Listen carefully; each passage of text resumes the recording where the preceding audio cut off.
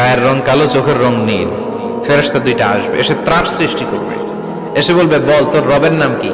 মার রব্বুক। ইসলাম বিরোধী মুশরিক, কাফের, নাস্তিক এরা বলবে, আমি জানি না আমার রবকে। ফেরেশতারা বলবে, তাই? এই ছিল তোর ডিউটি? দাঁড়া, এখনই আমাদের খেলা শুরু, এখনই শুরু। ফায়ুতরাকু বিমাতারিকা মিন হাদিদ, লোহার একটা হাতুড়ি দিয়ে মাথা থেকে পা পর্যন্ত পিটানো হবে, পিটিয়ে ওর গোশতের হাড্ডিগুলোকে থেতলে ফেলা হবে।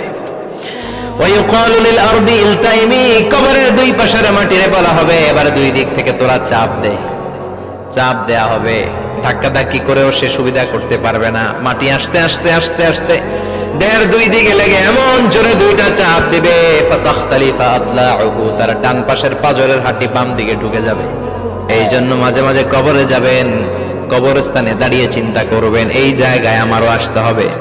দিন যাবে, রাত আসবে, বৃষ্টি হবে, শীত আসবে, কেউ আমার দেখতে আসবে না।